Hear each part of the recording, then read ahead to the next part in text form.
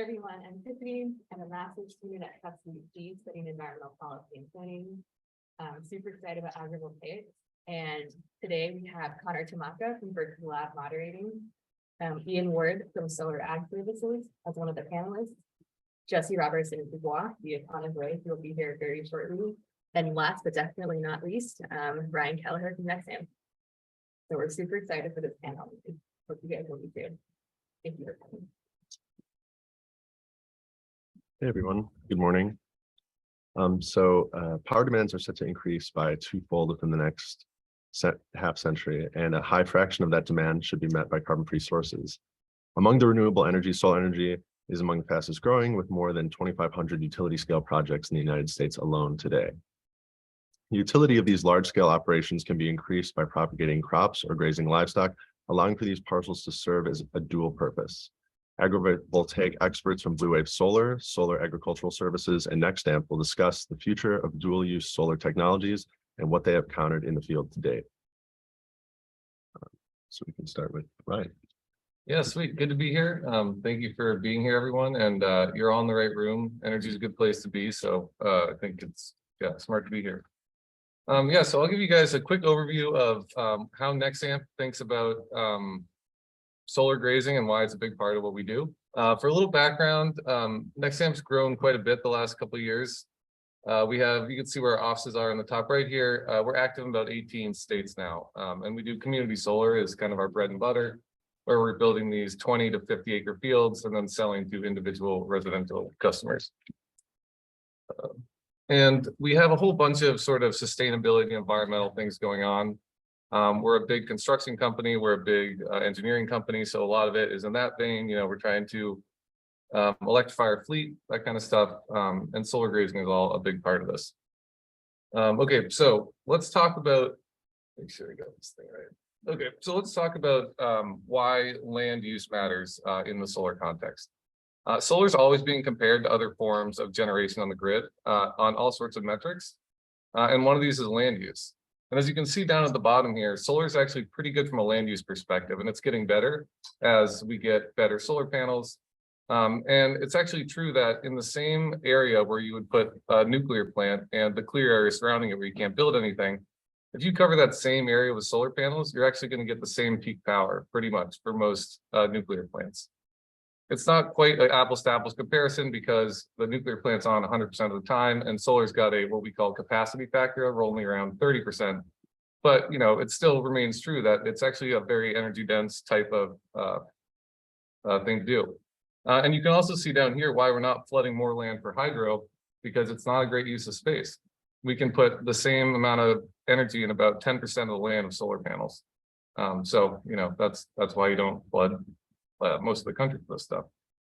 Another reason co-location matters, it's really important on the permitting side. And the word NIMBY up there stands for not in my backyard, but it's really a phrase that the industry uses to talk about the pushback that you get locally at county levels, state levels. People just don't want to see solar in their towns. A lot of conspiracy theories, but you know, there are some reasonable land use concerns. And in that phrase, if we're, you know, a lot of the places we're building are old farmlands. And if we can keep that in agricultural use, that's really, really great in terms of getting them through. Co-locating is also very functional. We'll talk more about this, but mowing solar arrays is actually pretty hard. You know, we're building the solar arrays in a very specific way because it's the cheapest, best way to produce energy at scale. And that doesn't mean that they're built nicely for lawnmowers. So putting sheep in there actually is a really great way to improve the operations. You can see in the picture on the right over here, you actually get a lot better land management from sheep than something like mowing the grass. What's happening here is, like many big fields, hey Jesse, how's it going? Like many big fields, here what they're doing is spraying herbicide when it's dry and all the soil is going away from the panels. When it rains again, then instead of getting better grass, you're just getting runoff, and it's not good. And then the last reason I put up there is that we are growing into a global food emergency. It's you know, a decade scale problem, but we're going to need 50% more food grown in the next 30 years or so. So anyways, we know that we want to combine food and production, energy production. So what does that look like? Here's a couple of examples. The first and most obvious one is just raising panels over farmland. That works well, and by raising them higher up, more sun gets through to the crops below. It's a properly installed array can really turn that excess summer sunlight that would otherwise damage crops in some cases into productive energy, and then the crops go better. And technologies like bifacial modules, where we're actually letting a lot of the light pass through the panel and it can be collected on the backside, makes all this better. Second one here is netting over an orchard. And again, this makes sense, it's very functional. There's often hail nets that you hang over things like apple orchards. So why not work in some PV, especially if it's bifacial? And for anyone who's not aware, the silicon panels that we install are actually super strong. You can walk on them, you shouldn't, but you can. They can deal with 50 pounds a square inch. And then the third thing here is a greenhouse, which for me is another example of agrivoltaics, where they start to blend into building integrated PV. And with greenhouses, you're really trying to do the same thing for crops: moderate temperature, stable water conditions, and protect the crops from harm. So these solutions are all good, but they do have limitations for fast, large-scale deployment, which I'll run through quickly. The first is these are food first solutions. There's nothing wrong with that, but we also need to produce electricity on a scale that's going to compete with the oil plants and the coal plants, nuclear plants.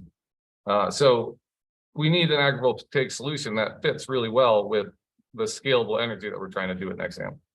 Another problem is when we start to talk about raising the height of the panels, it really changes the economics of the systems. Steel is one of the biggest costs, probably 30% of the cost of the system. And when you start raising the panels up, you actually have to raise them by even farther underground. Just that's the way that structural pilings work. And so for these reasons, existing budget reasons, it makes a lot of sense to put something like sheep on there as opposed to crop yields if you're a Nexamp. So we know we want to use animals, so let's look at what animals to use. Oh, that's in the wrong order. Okay. So first of all, sheep. Sheep would be great because we eat a lot of beef. But the problem with sheep is that they're too big. They can damage the panels, and also the way that wires are strung in series. If a sheep is blocking 2 or 3 panels, they could reduce the production from 30 or 40. So that's the problem with them. Horses also too big, but it's been talked about. And goats, they are too curious, and they can actually jump up on the panels. 25-degree slope is not too much for goats, so you got to watch. There's some cool videos. Just look it up. So what does work is sheep really well. They're the perfect size. They're fairly, I don't want to say stupid, but they're awfully content. And there's other stuff like mini donkeys. There's good. Sometimes farmers like to bring protection animals in as well. So it's not all just sheep. And then I was actually going to go back. So now that we know, sheep, we've talked about crops. We got to think about it from the point of view of what works for the most land area. So this is from a study in Germany, trying to look at where, based on different types of crops, which ones are going to work better under solar panels. So in the top left here, you got things like berries and lettuce that work well because they don't need a lot of direct sunlight. But the problem is that we don't eat a lot of them, so there's low area potential. When it comes to something like sheep, they've got actually the best area potential if we can actually raise the amount of sheep that we eat. Because the more complicated the site gets, it gets harder to plant crops, but the sheep really don't mind. So the comparison's great. Okay, let's pick up the horses. Cool. So there's a whole bunch of benefits to Nexamp and to the farmers, but I think it's probably more helpful rather than reading through all these bullets to just talk about it. So let's just to give a quick overview. So Nexamp in 2019, we got, it was actually, I was the operations manager at the time, and one of my jobs was cutting the grass. We have thousands of acres getting the grass cut. It's actually a big operation. And seemed stupid. We got in touch with Lexi, who's sort of the, I guess, the mentor of a lot of solar grazers around. And we started with these 3 sites at first in 2019. This is actually a screenshot from our asset management platform that we use. In 2020, we added 2 more sites. And then in 2021, we were up to 15. And since then, we've tripled that again. So we're at almost 1,000 acres of sheep under solar panels. It's been going really well, and we're going to keep expanding it. Cool. So that's great stuff.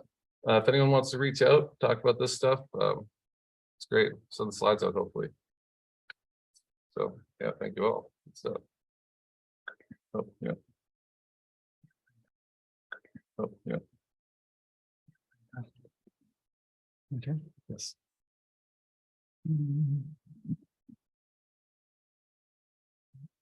It's me next. So I didn't get a slideshow in. I was driving out from Western Mass, but I figure I can still talk through extemporaneously.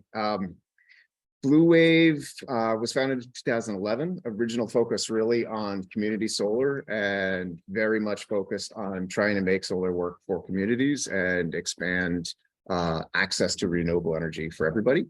And pretty quickly started to get interested in agrivoltaics as a potential way of solving some of the land use conflicts around solar. The company's founders had a real strong focus on the sustainability and the land use impacts, and really wanted to find ways to have solar be a benefit in more than just electricity production.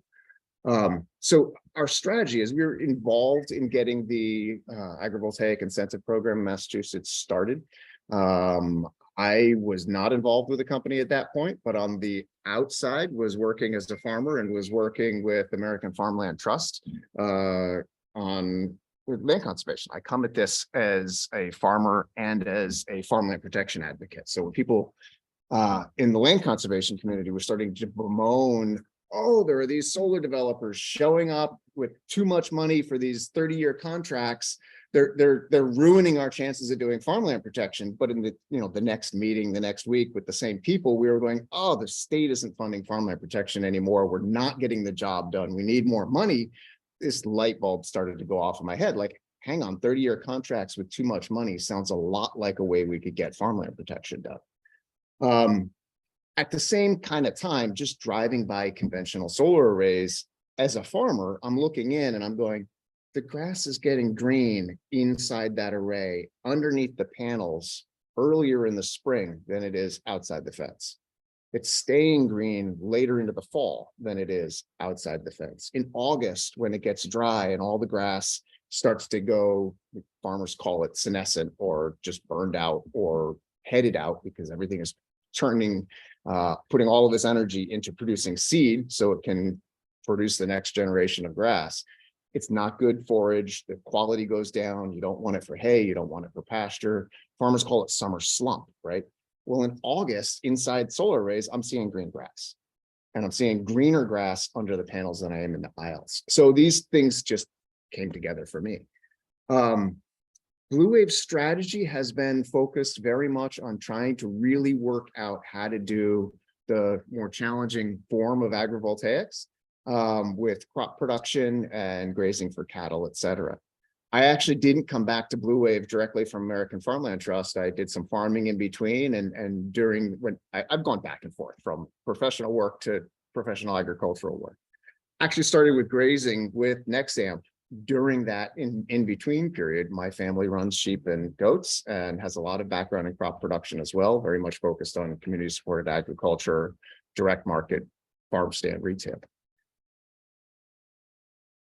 BlueWave was working on the kinds of projects that I had seen the potential for. And when the opportunity came to get involved in the group of projects out in Northfield as a potential farmer, I jumped on that. When the opportunity came to really join BlueWave and help make sure these system designs worked for agriculture, it was like, sign me up, I'd love to do it. So the points Ryan is making about the costs are absolutely right. We can't do really good crop focused agriculture underneath panels if we're not willing to spend the money to elevate those panels and to make sure we have enough light levels for those crops. But when you actually start looking at how much light crops need, there's a concept called the light saturation point. A plant is photosynthesizing at a given rate. You add more light to the system and it becomes more productive. You add more light to the system and it becomes more productive until it hits its light saturation point. And that's different for every species and it's different for every variety of crop. That light saturation point is not full daylight for most crops. If it was, more crops would, we wouldn't have to worry about sun scald. We wouldn't have to worry about sunburn, crop damage from too much light. For a lot of crops, that light saturation point is 30%, 40%, 50%, 70%. Corn is like 80 to 90%. It's one of the highest sun-loving crops. It's also one of the tallest crops. The issue with corn is much less that the crop's not going to get enough sun is that the solar panel isn't going to get enough sun because the corn is going to be too tall and shaded. 10, 12 foot tall crop is really hard to work with in a solar system. So the other really interesting thing about the light saturation points is that is not one of the things that we need more research into. The research into the agronomy of how much light crops need goes back to the 50s and the 60s. What we need is the ag operational economics. How do we make the solar systems work for the farmer from an economic perspective, that they can use the right equipment, use the right practices, get their crops out of the field, get their crops processed at the harvest, all of those issues. That's where we're really trying to work within the incentive program in Massachusetts to find system designs that A, we can afford to build as solar developers, and B, that farmers can afford to grow inside of. If we have to subsidize the farmer to produce that crop to the point that there's not an net economic value coming out of that crop production system, we might as well stick the solar over here and put the agriculture over there, right? But what we're starting to find is by being clever, by spacing out the rows so that you can fit the right kinds of agricultural equipment in there, have the right patterns of agricultural land use, we can achieve more net production just on an acreage basis than you would otherwise. So we took a 100-acre cornfield and put solar in one corner of it. We would probably, for the same size, say it's a 4 megawatt system, we might take 20 acres out of that field by the time you leave room to make your turns around the fence. These are big tractors, big equipment. You need a lot of room to make those turns. If we take that same system and spread it out over, by the way, because of the way zoning and permitting and local community relations go, that 20 acres would be tucked in the back corner. All of the road frontage would be not involved in the system outside the fence and would all still be developable, right? So we would have kept 80 acres in agricultural use, but not protected it for the long term. 20 acres we'd have over here for solar. We take that same system and spread it out over the 100 acres with really wide row spacings, but trying to keep as much PV capacity on those rows as we can. We might only use 8 acres of the field in places where the tractors and the agricultural operation can't work. But we'd still have all the same solar productivity. And by spacing it out like that, we would actually let the farmer in there with the exact same equipment they're otherwise using. We don't need to be as concerned about the height. We need the height for cattle, perhaps, if they're grazing. We need the height for corn if you're growing corn in there because it's a tall crop. But trying to fit the combine underneath the solar array is just silly because the combine would only be able to drive this way under the solar array. And tractors like long straight rows, or more importantly, farm operators like long straight rows. If this is the direction of your row, you don't want to drive this way. You want to drive this way. So by trying to just bring really smart design that understands the needs of agriculture is where we're seeing real potential in driving crop adoption and cattle adoption forward. That's probably more than my time was. And I didn't get to give you the visuals I wanted to give you, but I think we're there. All right. How's everyone doing today? How's everyone feeling? Good. All right. All right. Thank you for having us. And as you can see, there's a lot of thought. Well, hopefully you can see leaving this conference that there's a lot of thought and energy being put into agrivoltaics at this nexus of energy sector resources and agricultural sector know-how, right? And we have this table between us. I'd love for it not to be there, but this is really for you. We do this every day. This is for you. So please, like, as you're thinking of things, write them down. Let's have a conversation after this. Yeah. So Iain Ward, Soil Agricultural Services, came into this as a farmer as well. I grow cranberries in southeastern Massachusetts. I tried to buy a couple farms before cranberries, was not able to because of the development pressures. I couldn't afford the land. Developers were able to buy it out from underneath me. So I bought a wetland, which is a cranberry bog, farmed on that wetland. Have my pigs and sheep and cows on the back land. And that was how I got into agriculture. As a conservation planner with NRCS, I do conservation plans. In the SMART program, there was this, Massachusetts being a leader in the nation, there's an opportunity to combine agriculture with solar, agrivoltaics, dual use, Agrivoltaics wasn't even kind of like a word at the time, 3 years ago, but it's now the word. Agriculture, photovoltaics, growing crops underneath panels. That's as simple as it is. So at that sort of nexus at that time, I had just worked with BlueWave on a conventional project, and they approached me saying, "Hey, what if we did some work as like promoting a true farm endeavor to start with?" And so we did that. Some of the first, well, the first in the nation. There's one out in Colorado, Jack Solar Garden, which is fantastic, great example. Owner, the land owner owns that array, so that's a little bit different than the ones that you're going to see shortly. And this is in the photographs I'm going to show you are land leases where there's the solar developer has a land lease with the farm owner.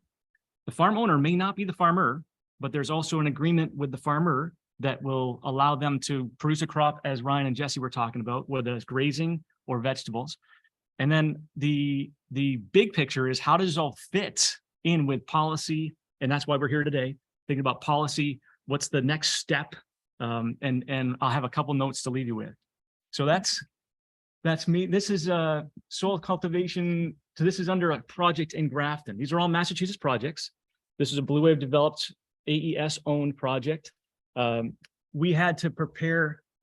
The opportunity here is to really align long-term thinking, long-term strategies, because these projects are 30 years at least. In Massachusetts, there's a 20-year incentive, which means that property has to be farmed. It has to be farmed in order to get the incentive, which means people like me that being farmers, want to be farmers that are trying to get land, have an opportunity. Solar over cropland lowers the barrier of entry for beginning farmers. That's the opportunity at hand, right? In this case, this farmer is in his late 60s. Farming the property was a dairy farm, had gone out pretty much of dairy production, just doing some hay. This field was trees that were 15 feet tall because the field had been abandoned. His daughter was interested in farming. This project is allowing the daughter to come back in and farm the land. You're seeing tilling happening. We'd like to move. This is another opportunity to move towards regenerative practices. Who knows about what regenerative agriculture is? All right. So just a placeholder for you to think about leaving today. In our sometimes myopic view of agriculture or things, regenerative agriculture has been reduced to put down cover crop and don't rototill, right? Because we think simple. Regenerative actually is a way of being. It's a way of thinking. It's looking at an ecosystem, right? And that's what this also allows the opportunity this is what it provides. Agrivoltaic provides this opportunity. So can we look at the supply? Where are we buying things for the farm? We look at where are we selling things from the farm? Can we aggregate the crops once we have enough of these and have a brand, sun-grown this or sun-grown that? Can we act as a cooperative? I'm a member of the Ocean Spray Cooperative. The governance of that is great. The profits come back to the farmer owners, right? That if we can do something like that, that on your electrical bill, let's say, that if you want to choose eggs while you're buying your electricity from a certain array, how cool is that? I mean, that's down the road, but these are the seeds that are being planted and the opportunities that exist. This project also in Grafton, this is the, can't see behind me, this a planter, just to show you that equipment does fit under these arrays. There's two questions that people ask predominantly. A, what can grow? And B, how can my equipment fit? Whether it's a farmer or a legislator or the developers that are trying to promote this. And it's very simple. It's not about the amount of shade that's produced. It's about how much, as Jesse said, what's the available radiation that it takes for a plant to photosynthesize, which is actually, there's more diffuse light, there's more photosynthesizing happening in diffuse light than direct light when it comes to peak hours of the day when plants shut down in the summer at noon. So the partial shade that panels provide is actually a net benefit. We're just right now, it's so new that we're trying to justify that crops aren't going to die because of the shade. If I'm being blunt, that's what people are asking. Is there too much shade for crops to grow? And we're proving out that's not the case. Actually, the partial shade is a good thing. This is this is the end result of that machine operating underneath. This is lettuce. The University of Massachusetts, Rutgers, Cornell, University of Arizona, Colorado State, the National Renewable Energy Lab. There's a lot of people that are studying this to say, what can grow? How can it grow best? And in 5 years' time, we're going to have some best management practices that we can revert back to and say, this is how to do it.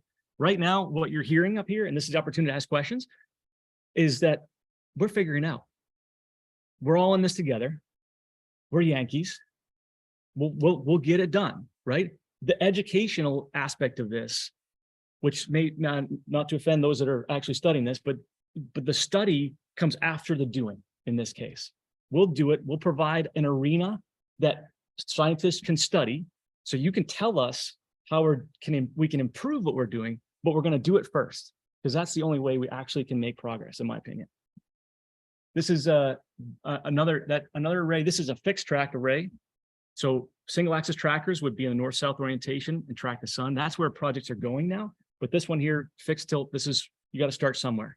This is for grazing. I don't know if you can see the cows underneath that, just to give you an idea of how high they are, 10 feet off the ground.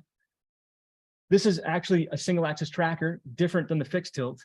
And as I mentioned, this is where it's going to go. This is over cranberry bogs, right? So there are projects right now that are over blueberries in Maine, cranberries in Massachusetts, mixed vegetables out in Colorado. There are experiments at universities across the country. And here, like I said, in Massachusetts, these are the first commercially viable, larger scale projects. So with that, I think that was my last slide. Yes. Well, thanks. Yeah, I have a lot of questions to ask everyone. But I guess like to start like working with farmers in the past and in the work I do now, like, do you see like it seems like farmers are really concerned with yield, like, and like more abstract things like, you know, like soil health is like kind of falls by the wayside. Like, how have you found like getting farmers to adopt solar voltaics or agrivoltaics? Like, how have you found that successful? Like, what is a successful approach for getting adoption? I'd say that We didn't hear the question. What's like a successful approach of getting farmers to adopt agrivoltaics? And does it increase yield? Does it decrease yield? Like, I guess there's some areas where their yes, equipment can't. both. Right? How do you like work around that? Right? Because Yeah, then right. they're just like, okay, it Yeah. might decrease yield. So, I mean, the question about farmer adoption is a really important one. And we've had conversations with, you know, both the ag community folks, with Department of Ag folks, the regulatory community. Everybody wants to know sort of what do these systems look like? Are they going to work? What are they going to produce? Why aren't more people doing them? What do we need to do to figure out all these things? The number one question when it comes to farmer adoption is that farmer land constrained and are they economically constrained? So if you're a corn and bean grower, and we don't have a lot of that in Massachusetts, but that's what most American agriculture is, right? You have millions of dollars invested in very big, very expensive equipment that does precisely two things: corn and beans, right? Like that's it. That's what your equipment does. If somebody can come to you and say, hey, look at this system, it grows lettuce great, like, what do I care, right? You literally can't do anything with that. And you would have to retool your entire operation to think about it. And then you'd have to figure out how to grow lettuce, because you probably don't know. And then you have to figure out how to market the lettuce. So the first barrier is, who are the farmers we're talking to? And what is their equity position, their life experience position? Are they looking to expand? Are they looking to diversify? Are they looking to retire? The folks that we're working with are typically two groups: folks who are slowing down and they are willing to let go of some land. And the question for them becomes, do they do agrivoltaic solar? Do they do conventional solar? Do they sell some land? Like, they're thinking about, how do I fund retirement? How do I fund my kids' college education? The primary driver for them is not, I want to innovate in an agrivoltaic space. They may think it's awesome and they may want to support somebody innovate, but they're not getting started so that they can break into the direct market CSA, market for vegetables and, et cetera. They might be very happy to have somebody else come onto their farm and start doing that. And they might be very excited about agrivoltaics as a way to support somebody else doing that in the next generation. But their first question is, does my kid want to do that? They're just getting ready to go off to college. Are they going to want to come back And solar, whether it's conventional or agrivoltaic, is a way for them to stabilize that land base and stabilize their family's economics while they wait for the next generation to figure out whether they want to be farmers or not. That's really what we're doing. We're buying time, right? And that's true whether it's conventional solar or agrivoltaics. The other group of folks who are really excited about this are the, not necessarily younger, but the folks who are expanding and diversifying and looking at this as a market niche that they want to expand into. And those are the folks who are going to be adding lots of different crops, trying different things. And those are the folks, when I'm talking with the research community, I say, you know, we don't need you to figure out what's going to grow, because if we can get this farmer inside of an array, they're going to try 10 things this year. And maybe only half of them are so-so okay. But by next year, they're going to have dialed into a bunch of things that work pretty doggone well. And by year 3, they're going to be the experts in this whole field. And it's going to take an academic researcher like 10 years to get to the same spot using the wrong equipment that's not economically viable for a farm operator anyway, right? So like, let's just get the really excited farmers into some arrays and let them figure this out, because they're going to drive it. That's my long-winded answer. Yeah, I guess a quick follow-up I would say is that, so like Jesse and Ian, I think of you guys as being sort of like V2 agrivoltaics, as opposed to Nexamp with the sheep is kind of like V1 to me. Yeah. And the reason I say that about this question is, for us, finding the farmers is actually not difficult, because the leases that we're paying the same basically that we pay a lawnmower, which is $300 to $500 per acre per year. That changes the economics of per head of sheep grazing so drastically that it puts small farmers in the Northeast in competition per head with, you know, 30,000 head flocks in New Zealand. So that's the reason that we focus on agrivoltaics, partly because we don't have, you know, the amount of expertise on the other side of the farming stuff. But also because it's very easy to roll out, and sheep farmers, you can talk to them for 5 minutes and they go, oh God, where do I find a solar field? I mean, this really Sign me up. Yeah. Sign me up. I did, right? Yeah. And you know, the opportunity, we definitely need this other agrivoltaic stuff, but you know, from Nexamp perspective, we just feel like we have enough work on the sheep side, because right now, as far as we can tell, we're only on 1% of existing solar fields, only 1%. And that solar field base is going to go 3 to 5x bigger by 2030. So we're, you know, the estimations we talk about with the American Solar Grazing Association, we're talking about 5 million acres of the cheapest farmland in the world, you know, in the next decade or so. And that's why people are really getting excited, because like this is going to change our food mix, our energy mix in a big way. So When one of the things we do is say, like, does it really work? If you want to know whether it really works, go try to buy a U right now. U prices are crazy. There's only one reason why. Yeah. We're actually going to speak to that a little bit. We are literally running out of sheep. There's RFPs that come through the Solar Grazing Association. Someone a couple months ago, I think Florida Light and Power came to one of our members and said, can you graze this 30,000 acre site? And they were like, well, in theory, yes, but you know, we'd have to like double the size of the sheep flock in the United States for this to work. So, you know, we need to like, we're trying to figure this out, like really at a national scale of how Loads of sheep from Australia or something. yeah, Like, how do we get where there? buy them? How do we breed them? Where are we gonna bring them to slaughterhouses? Because these sheep are not the same sheep that, you know, go through the cattle slaughterhouses by the thousands a week, you know, so there's a lot of structural things. This is the opportunity.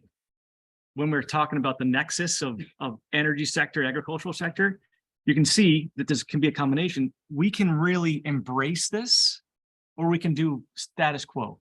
If we embrace this, the opportunity is, let's create more USDA certified slaughterhouses, processing plants. We have a distribution. How do we get animals from point A to point B? How do we supply more nutrient dense food? How do we incorporate regenerative practices, soil practices onto those 30,000 acres? Think about that. We're spending boatloads of money through the U.S. Department of Agriculture and the Farm Bill, trying to fix some things, put conservation practices. I'm a certified planner, right? So I can talk intelligently about what we're trying to fix. And I can tell you that there's millions of dollars spent on Band-Aids. The opportunity here is to actually proactively say, let's look at the management technique of those 30,000 or 3,000 or 3 acres. It might be small, 13 acres is probably an average size of a small array. How do we manage the land under that to increase the organic matter of the soil so that the water that that's deposited on from the rain actually stays in the soil, helps the aquifer, does not go into the river, bringing erosion in the soils with it. We start thinking about that level and have the energy sector resources behind it. All of a sudden, the energy sector is not the big bad energy sector. We all use energy, but we don't love the hydrofracking. We don't love the, the dams, right? So now we have the ability to say to the energy sector, hey, we have an option for you to combine what you want with national carbon neutrality goals. And we need food. Our population is growing. And can we do it differently? But that really is the opportunity. One other thing that shocks people that I forgot to throw out is that, well, this could be a good one. Anyone guess what % of the lamb meat that we import? Lamb meat, yeah, sheep. We don't really eat sheep meat like mutton. The US really doesn't eat it if you look at the numbers. Lamb meat, like what % do you think we would import? Yeah, a little less than that, but yeah, it's most of it. Yeah. So yeah, anytime you get a chance, like on the sheep front, when you're at a restaurant, if they have domestic lamb, ask for it. Is it domestic? And if it is, And it's even more true, in terms of like local and regional food yeah, supply. Like, vegetables even more. Yeah. Yeah. and one of the things that so Iain, I think in passing, mentioned sort of agrivoltaics and sort of that definition. And I just want to clarify, as I think, and as BlueWave thinks about agrivoltaics or thinks about dual use solar, I think the terminology becomes really interesting, but also confusing. USDA uses a definition of agrivoltaics that includes pollinator habitat, both honey producing apiary use as well as wild pollinator habitat. From my perspective, and this is me wearing my farmer hat, right? Like, okay, honey could be agrivoltaics, pollinator habitat, nah, not so much. That's awesome, and I support it, but that's a dual use. It's not an agrivoltaic dual use. It's a conservation related dual use. And that's really where BlueWave draws the line. There are dual use projects that involve something other than solar, right? And I tell the BlueWave team, every single solar project is a dual use project. There is ecology in those soils. There is ecology in terms of animals going into that array, period. I don't care if it's a gravel base underneath the array. It's still a dual use site. There is stuff going on in there, right? So a dual use solar project is one that really recognizes that and acknowledges that and tries to design to improve those outcomes. We're doing a project in Maine that is trying to recreate black racer habitat. Black racer is a snake. It's relatively rare in Maine because it's at the northern end of its range. But there were black racers on the site. So we're trying to make sure that we continue to accommodate those snakes, right? So that's a conservation dual use. I'm hopeful that someday real soon, we'll have a conservation dual use where we actually put a permanent farmland protection easement or restriction on a project to say, hey, this will never be residential subdivisions, even 30 years from now when the solar comes off. This will never be an Amazon warehouse or whatever the development pressure is in 30 years, right? We could use solar revenue to achieve that. That's really where I sort of started with it from American Farmland Trust. Then once you get into agrivoltaics, sheep, absolutely agrivoltaics, right? This is food production from farmland that also has solar on it. Then you get into crop agrivoltaics, and we may need to specialize the solar system to accommodate that, right? We also probably have to specialize the agricultural system. I think of that as adaptive. That's adaptive agrivoltaics. We're changing something about one or the other system to make them work well together. And then the last example is what I call ag-ready agrivoltaics. And that's the example of you take a 100-acre cornfield and you put low-density solar across it in a way that you use the same equipment, you use the same ag practices. Corn, the limiting factor for corn is a 60-foot wide boom sprayer. That's the industry standard. They actually fold down to 60 feet. They actually operate at 80, 90, 100, 120 feet wide, right? But they all fold to 60. That's just the standard. So if you want to design for corn, you're not designing for the height of the combine. You're designing for the width of that 60-foot boom sprayer. And we can argue about whether or not folks should be using boom sprayers and the practices involved there. But if you want to talk about corn, you need to build that into the system, right? Even if the grower is organic, they're probably not going to want to sign up if they don't have the ability to get in there with a sprayer ever, right? So that's my sort of typology. Conservation, sheep, dual use agrivoltaics, everything, right? adaptive agrivoltaics, ag-ready agrivoltaics. Ag-ready is an idea, right? We're working on it. Haven't gotten there yet. And it's also what politicians want, especially in these redder states. They really want agriculture first solutions, Yeah. or at least agriculture forefront. Like sheep grazing is not going to get us where we need to be in terms of the land use battles. It's a good start, but we will really need to see crops. I mean, they're saying, the Department of Energy is saying that sometime between the next 10, 15 years, in order to achieve our carbon neutral goals, it's 6 to 10 million acres of land, in addition to the offshore wind and other forms of renewable energy. It's 6 to 10 million acres of land. So the opportunity is, where's that land coming from? The opportunity is, it could be treed land, it could be the desert, although this takes a lot of energy to move electrons from the desert to here, or it could be where the population centers are and what's around those population centers, but cleared open farmland. It is the most desirable place in general. So that land, I keep saying opportunity, and that's, if you leave with nothing else today, if you think of agrivoltaics, there's opportunity. The opportunity is for that farmland to not be fenced off, to not have a chain link fence saying, yeah, you can sequester that, that's fine, but no one can get on there anymore.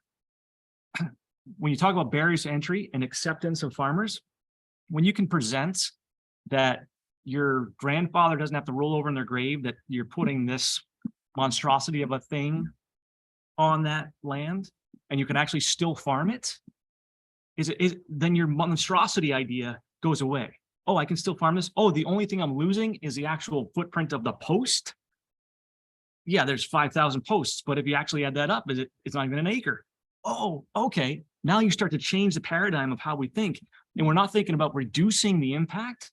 We're thinking about how much land can I put this on so that I can do, as Jesse's talking about, all the practices that I currently do. So it's not 40 acres. It might be 100 acres in that example. 100 acres that is sequestered for agricultural production for the next 30 years. That means as other farmers can come in, as that farmer passes on a next generation, we can make farming sexy again to those kids that are coming back to the farm. Give them a reason to. So you have multiple sources of income, multiple opportunities to sell the products in that way. The thing that you kind of both touched on was like, there's like it's agroecological perspective on this, and we're dealing with an ecology. I've noticed that there's a lot of like microbial diversity. Obviously, that's like way too abstract, but ultimately, like, soil moisture content, like caring about soil. Okay, you're conserving ultimately microbes, but that's not that like accessible to most people. And I'm sort of like appealing to, like, in California, where I'm at, drought is a huge concern. Obviously, water use efficiency is like a massive concern. There's a bunch of studies, there's a bunch of like, review papers on this, looking at like agrivoltaics are great. Like you mentioned, like, look, they're all green all the time. And this land is like using water more efficiently, and maybe like appealing to like Georgia, I guess, like peanuts or something, like you would try to have that as a parent crop maybe. But like, is there like initiatives? Has this expanded enough where people are like looking at very like niche, like focusing at like, okay, maybe Georgia, if you want to get like ecological funding from the state of Georgia, you just make your model organism peanuts and you can get money for that. Is there like, have people tried this across? Because it seems like something that, I mean, in California especially, like drought is like, we're constantly just worried about soil moisture. Can you suggest that and promote that? Like you just did. Let's make it happen. Yeah, totally. Yeah. I mean, California, I don't know for Georgia and peanuts, right? I don't know the agronomy of peanuts enough to engage with it helpfully as a solar developer yet. And so like, that's one of the limitations for the solar industry, is how does the solar industry learn enough about the way different types of farming works to be able to design for it, right? And we have to recognize our limitations. I can talk about corn and soy because I know a little bit about them, right? I come from New England, sustainable, diversified, mixed vegetables and livestock, right? Direct market focus. I'm stretching for corn and soy, right? I can talk all day about hay and forage. That's easy, right? I can talk about cattle. I can talk about sheep. Talk peanuts, cotton, got nothing, right? Cranberries, I don't know anything. That's what Iain's for, right? So, but when we talk about California, the water issues are the really big thing. Farmers are idling land because they don't have the water, and they need to put the water they do have on their best fields. And so if you have a field that is really doggone good, but not the best, and the farmer's looking to idle it.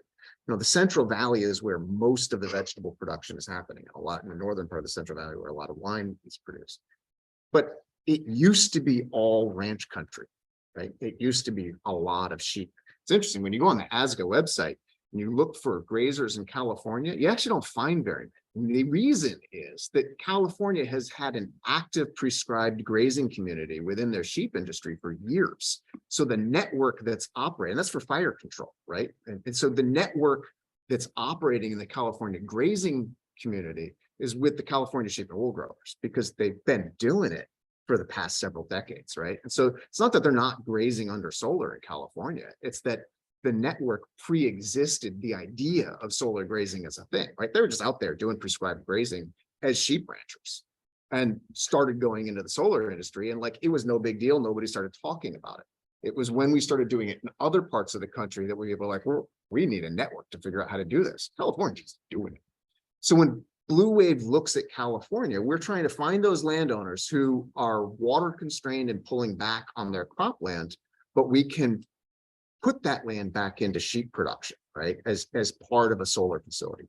Or if the land isn't going to produce good forage for sheep with solar, but without the water access, then we start looking at really high density production, right? Can we do a PEG system? Right?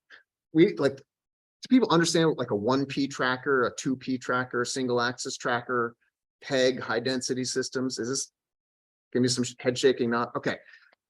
Can I do a really quick intro on this? Because this, okay, so solar panel, right? They're roughly a 2:1 format. This is in portrait format. This is in landscape format, okay? You take a bunch of solar panels and you put them on a rack like this table this way. This is now, if that's south, because the sun's coming in that window, this is a single axis tracker that's gonna face east in the morning, straight up at noon, west in the afternoon. So when we talk about single axis trackers with rows north-south, we're talking about that.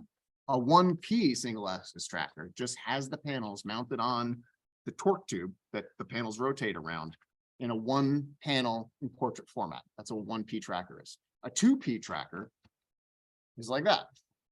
2P tracker. Conventional south-facing fixed tilt might be 2 in portrait, might be 3 in landscape, but you know, they vary. They're all over the place. The industry overall is really heavily going to 1P trackers as the primary thing.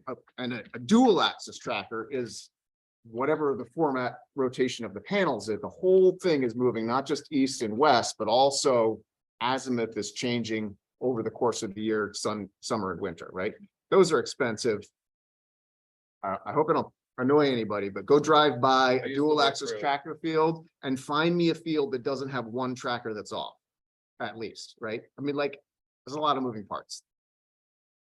I did come from a dual axis tracking company, but it was a good one. We didn't have I've never seen any of yours. They were really good, but all the other ones are broken all the time.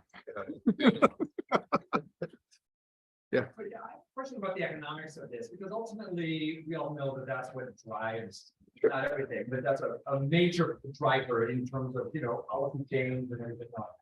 So clearly, you know, solar is being developed in agriculture primarily because, as you said, it's, you know, it's flat land, it's already open, you know, it doesn't have trees, and there's all kinds of reasons why solar and land, you know, and farmland go together well from the solar developers' point of view.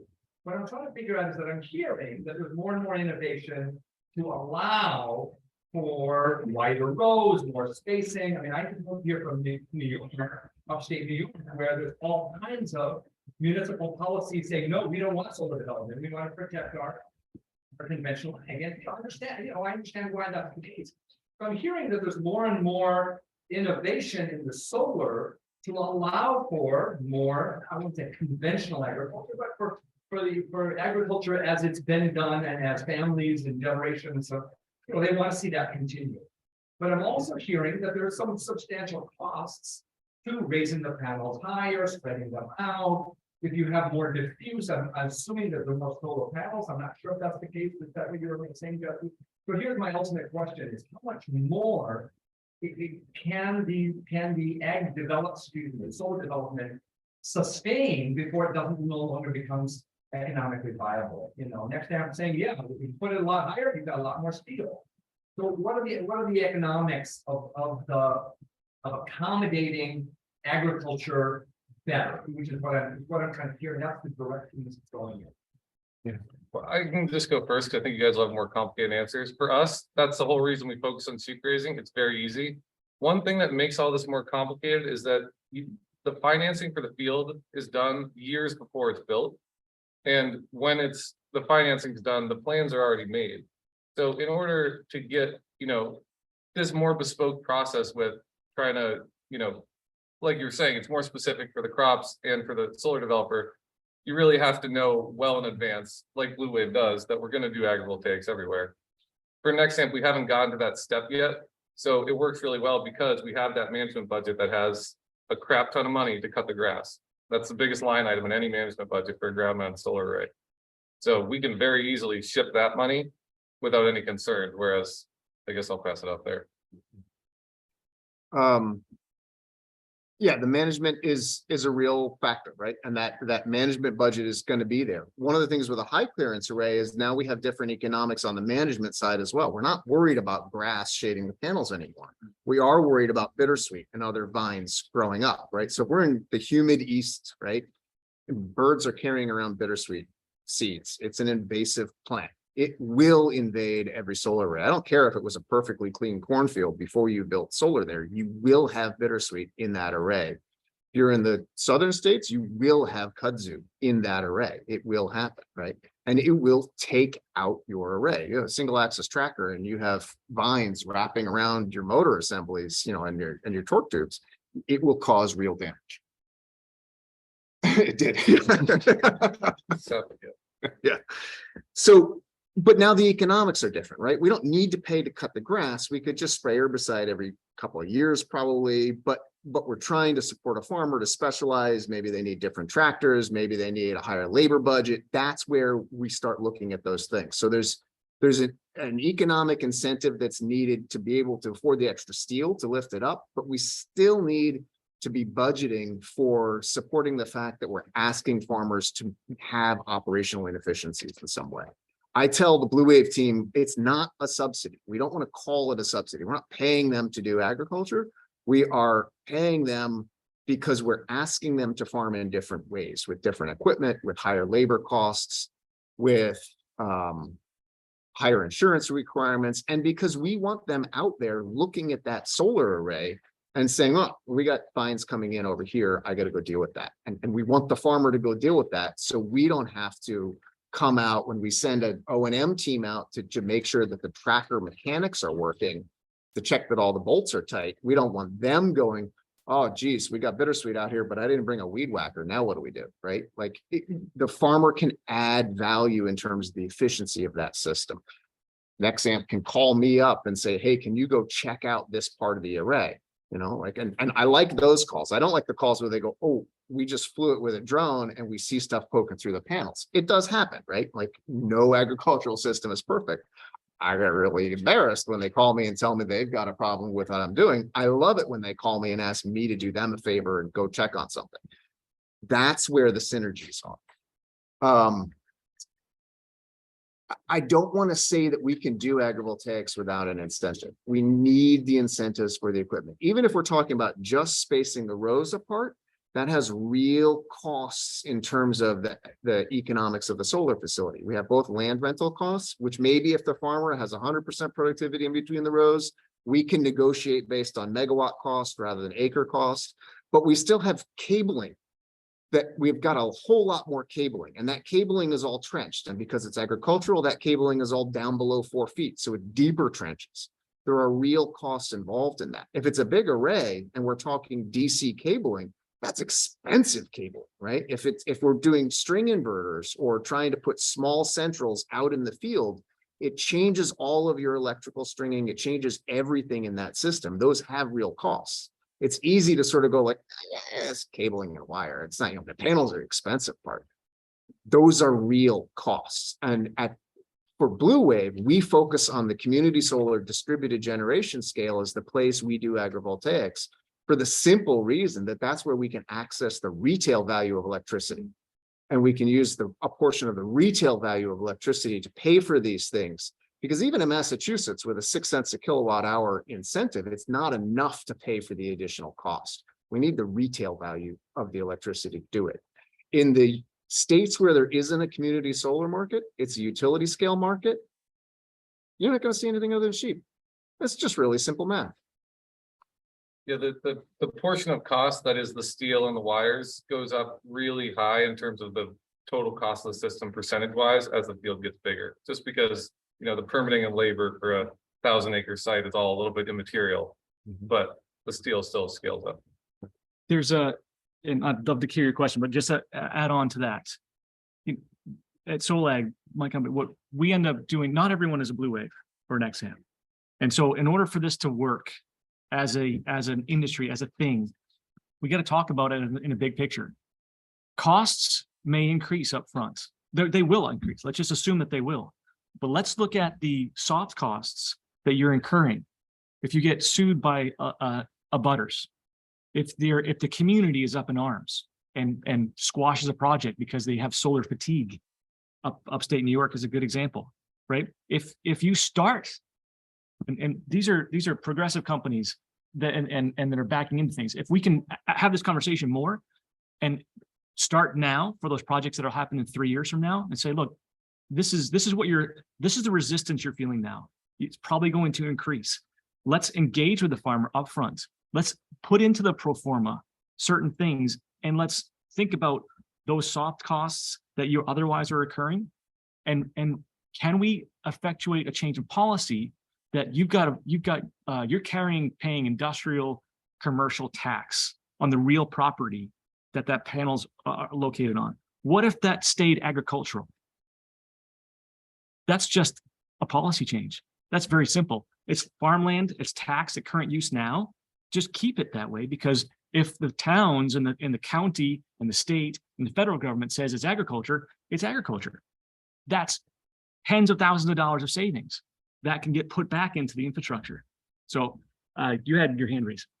Yeah, I'm sorry, I was a little late arriving. We might have said this already, but farmland and solar land, whatever, you could put a dollar amount on dollars of revenue per year per acre from, and I'm sure it varies like cropland and terrain and what kind of like very high. Can you give a rough idea like how many dollars per acre that adding solar panels is farm?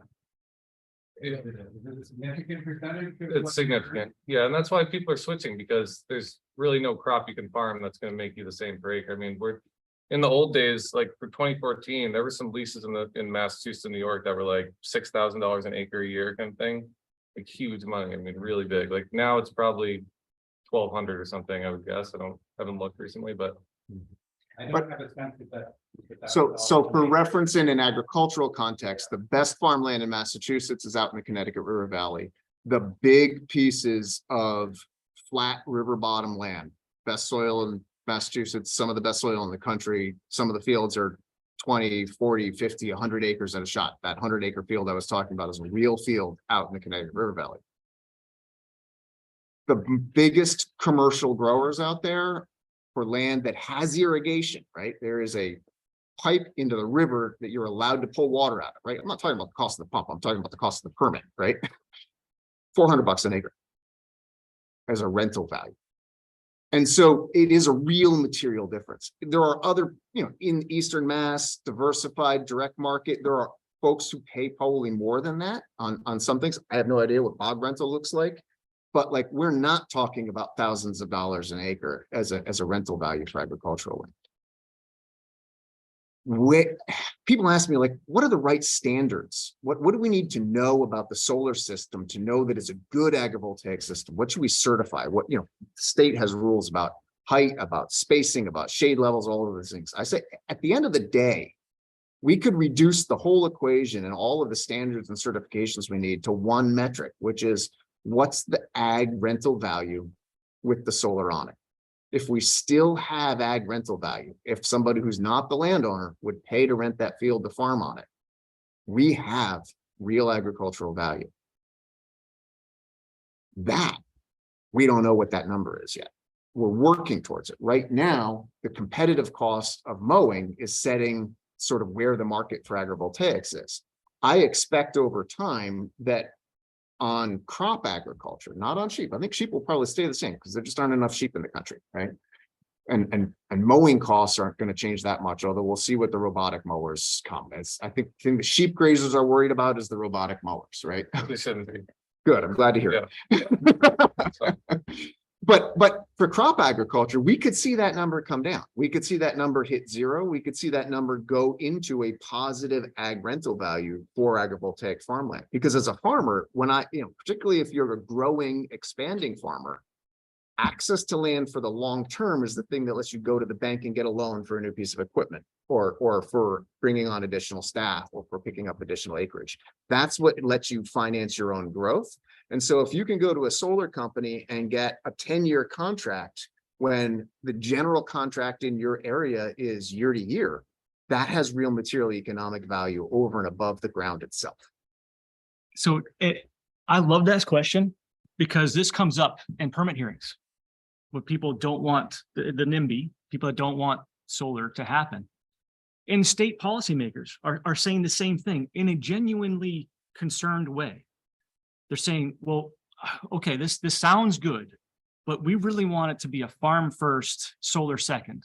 And I talk about this on a regular basis. From my perspective, this is farm first. From a planning development perspective, we want to look out for the farmer, the farm family, the land that the array is on. Yes, but they want the economics to be that there's more money made from the crop than the solar. How much do you think farmers make? Good farmers. Does anyone want to guess what the net income is? Just over minimum wage, if you actually are serious about it. That's a good farmer. How do we make farming sexy again? We actually pay farmers what they deserve to pay to grow our food. So the conversation is a good one. I'm glad you're asking that question, because people can get up and say, well, it's, we don't want to, this is really a solar array. Yeah, the money's coming from solar. Accept it.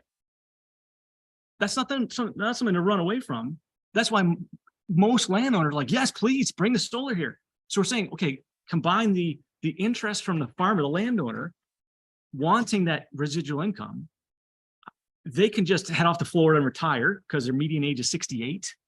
Or if we do agrivoltaics, now we have two sources of revenue, as we're talking about. The landowner, and maybe that gets They can sold. still go to Florida. They can still go to Florida. But then there's the farming, the tenant farmer doesn't have to be the same as a landowner. Now they have a source of revenue, and they have the bankable income, right, over the next 20 or 30 years to use that as a way to leverage and buy other farms that may be going out. So this is inevitably, this benefits the community. And if we can get communities to think about that, to change the paradigm of how they're thinking about solar, then we're getting somewhere. I think we have time for one more question. Oh, okay, yes. So we're in Northeast, so we have this super long winter.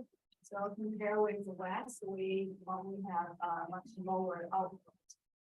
And also because we have this heavy snow that may still come, although the climate change, do we need to put in more cost to make sure that the snow load is strong enough so that the solar array doesn't collapse during the winter when snowstorm hits? If so, does that mean that we have to put in more cost to build these solar arrays? And meanwhile, we have much less output compared to the West. Does that make the economic worthwhile that we all compared to other markets? Yeah, I could probably answer that one.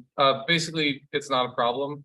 The forces you're worried about are wind uplift forces. So when it gets windy and it's hitting the back of the panels, that's going to be way, like a 30-mile-an-hour wind is going to be way more force than feet of snow, which will slide off.